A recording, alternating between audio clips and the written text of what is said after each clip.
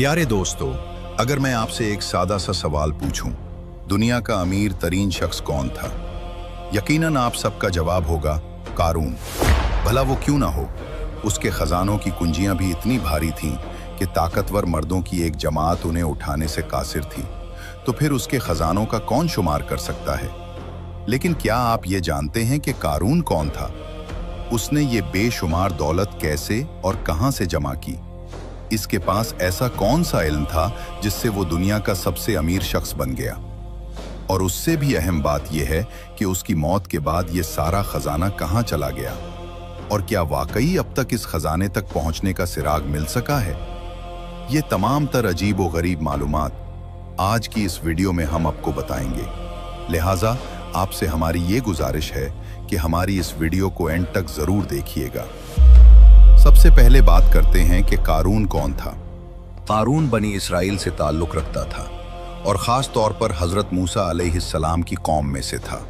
जैसा कि अल्लाह ताला का फरमान है, बेशक कारून मूसा की कौम में से था, फिर उसने उन पर सरकशी की। कुरानी हवाला अल-क़सस आयत 17-26। ये भी कहा जाता है कि वो हज़रत मूसा अलैहिस्सलाम का चचाजाद भाई था। दोनों का नसब उनके बाप और माँ की तरफ से मिलता था। उसका नसब कुछ यूं है: कारून बिन यसहर बिन काह बिन लाए बिन याकूब, जबकि हज़रत मूसा का नसब है मूसा बिन इमरान बिन काहिफ। इस तरह दोनों का नसब काहिफ बिन लावी पर मिलता है। बाज़ उलमा के मुताबिक कारून अपनी ज़िंदगी के इब्तिदाई हिस्से में हज़रत मूसा अलैहिस्सलाम का पैरोकार था और वो बहुत ज़्यादा इबादत गुजार था। यहाँ तक कि कुछ रिवायात के मुताबिक उसने बनी इसराइल में से किसी और के मुकाबले में इबादत का ऐसा दर्जा हासिल कर लिया था जो किसी और को नसीब ना हुआ। ये भी कहा गया है कि वो 40 साल तक एक पहाड़ पर अल्लाह की इबादत के लिए गोशा नशीन रहा। उसे उसके इल्म और तौरात की खूबसूरत तिलावत की वजह से अल मुनव्वर यानी नूर वाला कहा जाता था। अगरचे बाज़ उलमा ने इन रिवायात को मुस्तरद किया है और उनकी तस्दीक के लिए कोई सही दलील नहीं मिलती। ये भी कहा जाता है कि इब्लीस ने कारून को बहकाने की कोशिश की, लेकिन वो कामयाब ना हो सका।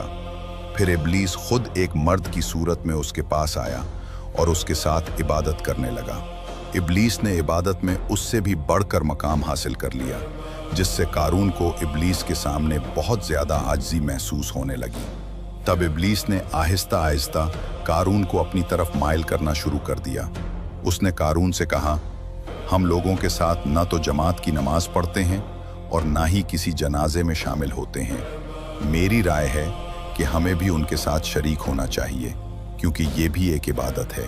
कारून ने उसकी बात मान ली। जब कारून ने ऐसा किया और बनी इसराइल को उसकी इबादत का इल्म हुआ, तो वो उसकी इबादत के अय्याम में उसके लिए खाना लाने लगे।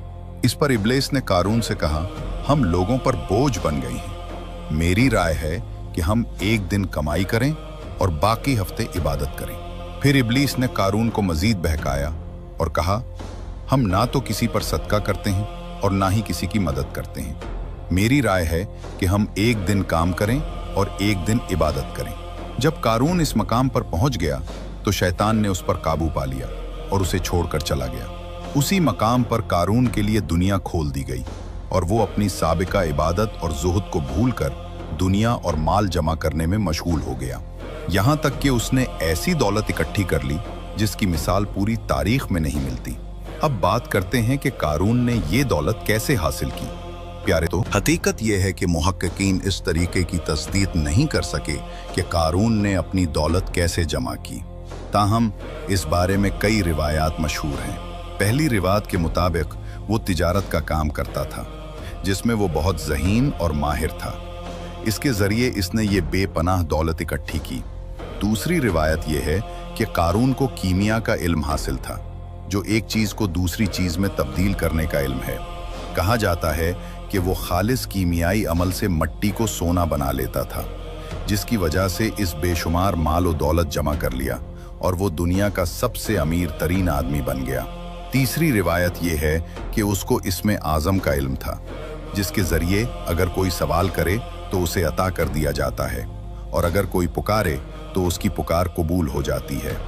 उसने अल्लाह से माल का रिस्क मांगा तो अल्लाह ने उसे कबूल कर लिया और वो दुनिया का अमीर तरीन शख्स बन गया। ताहम एक और राय जो उलमा में सबसे ज़्यादा मशहूर है वो ये है कि कारून कानों और गारों से सोना निकालने का काम करता था। वो अपने ज़माने में वाहिद शख्स था जिसे पत्थरों से सोना निकालने और फिर उसे सिलाखों में तब्दील करने का तरीक़ा मालूम था। इस तरह वो अपने ज़माने में सोने की पैदावारी और तब्दीली का वाहिद ज़रिया था। कहा जाता है कि फ़िरौनों के पास मौजूद सोने की सबसे बड़ी वजह कारून था। इसी तरह कारून बहुत ही कम अरसे में अपने ज़माने का अमीर तरीन शख्स बन गया।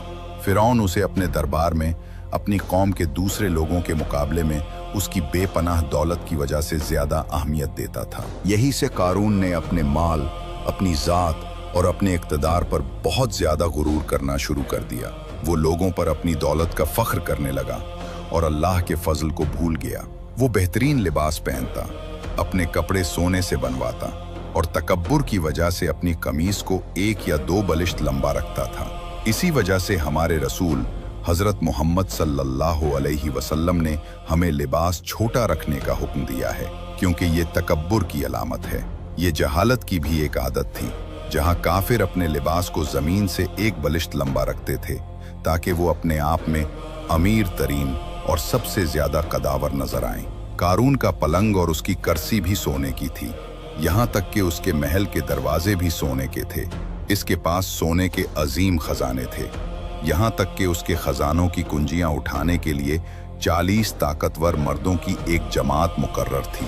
जब उसके खजानों की कुंजियों का ये हाल था तो खुद उन खजानों का क्या हाल होगा। अल्लाह ताला का फरमान है, और हमने उसे इतने खजाने दिए थे कि उनकी कुंजियां ताकतवर मर्दों की एक जमात को भारी लगती थी।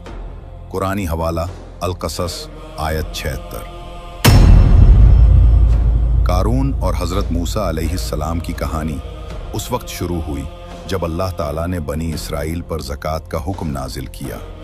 जब अल्लाह ने इसका हुक्म दिया तो हज़रत मूसा अलैहिस्सलाम ने भी उन्हें इसका हुक्म दिया। कारून ने सबसे ज़्यादा इसका इनकार किया क्योंकि उसे अपने माल से बहुत ज़्यादा मोहब्बत और खौफ था। लेकिन हज़रत मूसा अलैहिस्सलाम के खौफ ने उसे उनके पास जाने पर मजबूर किया ताकि वो उनको राज़ी करे। हज़रत मूसा ने उसे हुक्म दिया कि वो हर 1000 दिनार में से 1 दिनार और हर 1000 बकरियों में से 1 बकरी ज़कात में दे। कारून पहले इस बात पर राज़ी हो गया, लेकिन वो इससे नाखुश था।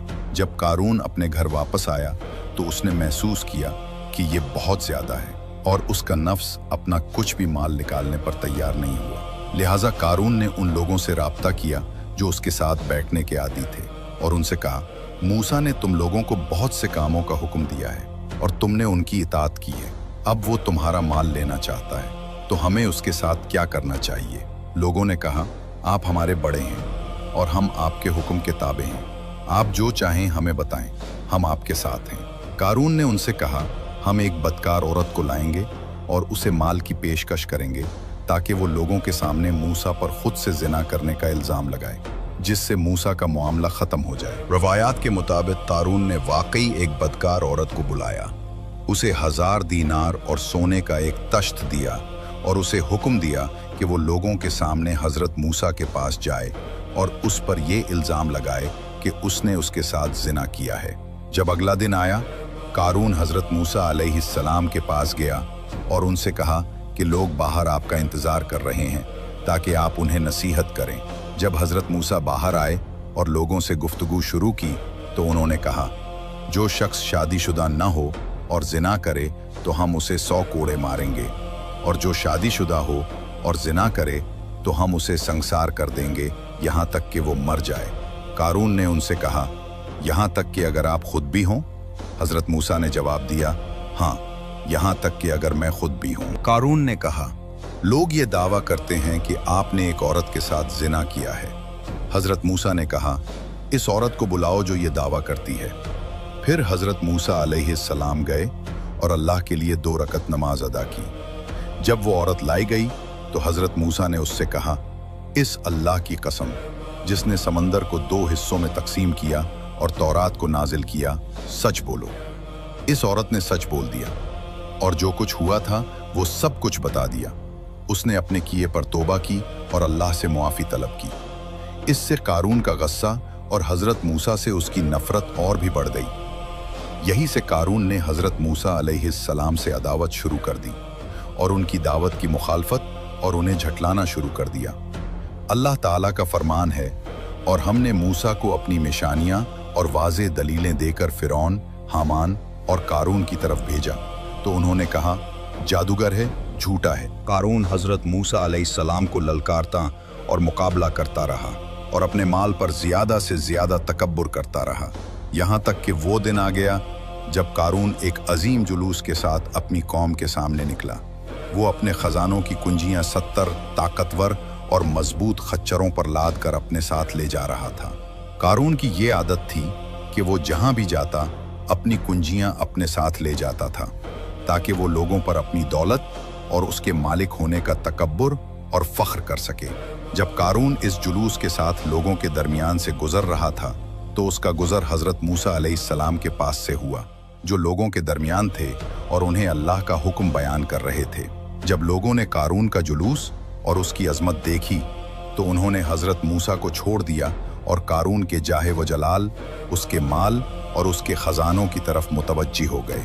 यहाँ तक कि लोगों में से एक गिरोह ने ये तमन्ना की कि काश वो भी कारून जैसे होते। उन्होंने कहा, काश हमें भी वही कुछ मिलता जो कारून को दिया गया है, बेशक वो बड़ा नसीब वाला है। इस पर हजरत मूसा अलैहिस्सलाम को गुस्सा आया और उन्होंने उन्हें नसीहत की और बताया कि अल्लाह का सवाब उनके लिए बेहतर और बाकी रहने वाला है, उन लोगों के लिए जो ईमान लाए और तकवा इख्तियार किया। फिर हजरत मूसा कारून के पास गए और उसे नसीहत की कि वो अल्लाह के दिए हुए माल में तकवा इख्तियार करे और उस पर तकब्बर और फख्र न करे। लेकिन कारून ने अपने इक़्तिदार पर और भी गुरूर किया और मूसा से कहा, ये सब मुझे अपने इल्म की वजह से मिला है, यानी ऐ मूसा, ये माल मुझे अपनी ज़हानत की वजह से मिला है और इसमें किसी का कोई फजल नहीं है। और अगर तुमने अपनी नबूवत की वजह से लोगों पर फजीलत हासिल की है, तो मैंने माल की वजह से तुम पर और तमाम लोगों पर फजीलत हासिल कर ली है। मैं तुम्हें चैलेंज करता हूँ, ऐ मूसा, अगर तुम वाकई नबी हो जैसा कि तुम दावा करते हो कि मैं तुम्हारे खिलाफ लोगों के सामने बददुआ करूँगा और तुम मेरे खिलाफ बददुआ करो, फिर हम देखेंगे कि हम में से कौन ज़्यादा हक पर है। हज़रत मूसा ने उससे पूछा, तुम बददुआ करोगे या मैं करूँ? उसने कहा, मैं बददुआ करूँगा। कारून ने बददुआ की, लेकिन अल्लाह ने हज़रत मूसा अलैहिस्सलाम के हक़ में उसकी दुआ कबूल न की। फिर हज़रत मूसा ने कहा, अब मैं बददुआ करूँ? उसने कहा, हाँ। हज़रत मूसा ने कहा, ए अल्लाह, ज़मीन को हुक्म दे कि वो आज मेरी अताअत करे। अल्लाह ने हज़रत मूसा पर वही की कि मैंने ऐसा ही कर दिया है। हज़रत मूसा ने कहा, ए ज़मीन, इन्हें अपने अंदर ले लो। ज़मीन ने इन्हें उनके पाँव तक अपने अंदर ले लिया।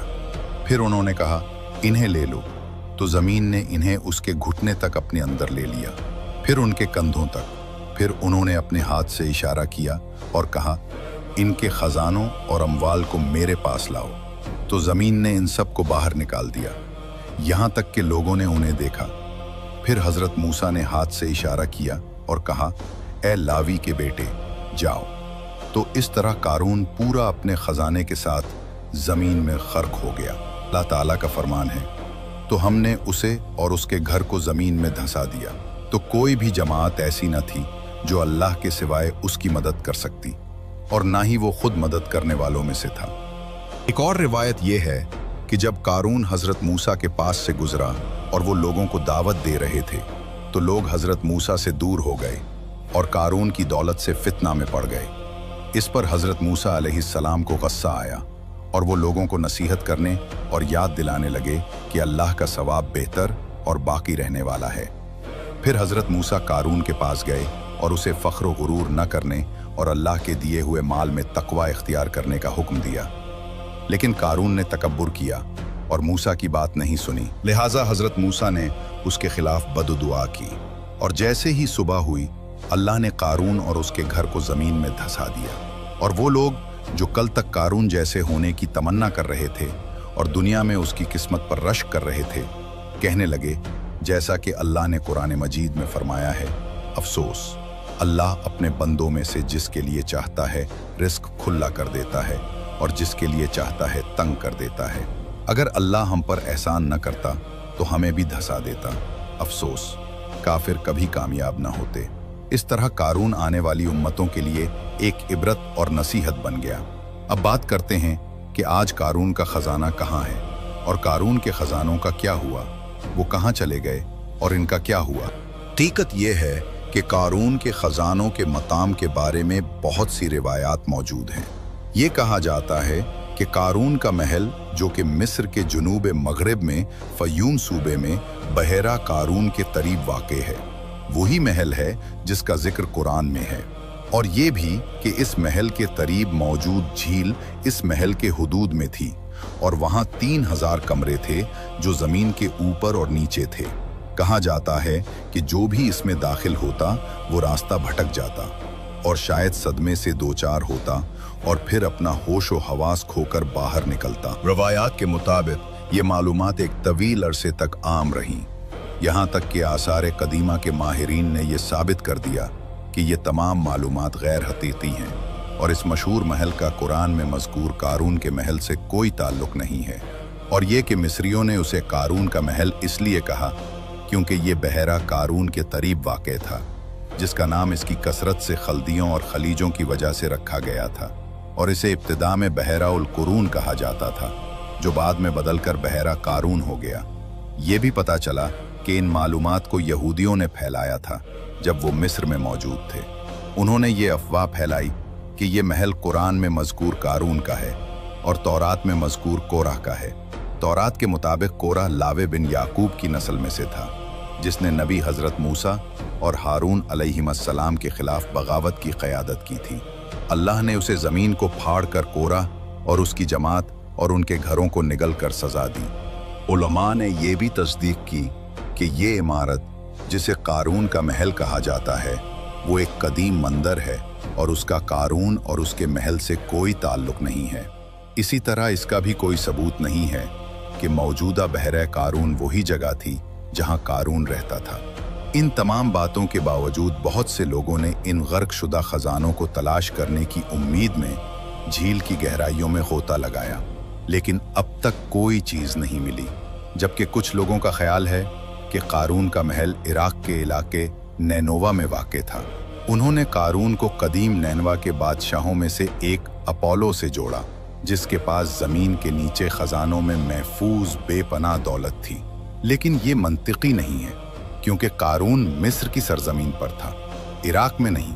इस तरह हम देखते हैं कि कारून के खजानों के मकाम के बारे में बहुत सी क़ियास आराइयाँ और रिवायात मौजूद हैं, और हर दौर में ऐसे लोग सामने आते हैं जो ये दावा करते हैं कि वो उन खजानों का मकाम जानते हैं। लेकिन हकीकत ये है कि ये तारीख के सबसे बड़े राजों में से एक है जो अब तक बेनकाब नहीं हुआ और शायद कभी भी बेनकाब ना हो।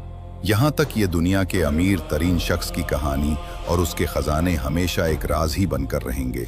अल्लाह ताला ने इसका जिक्र कुरान मजीद में हमारे लिए एक इबरत, एक निशानी और एक नसीहत के तौर पर किया है।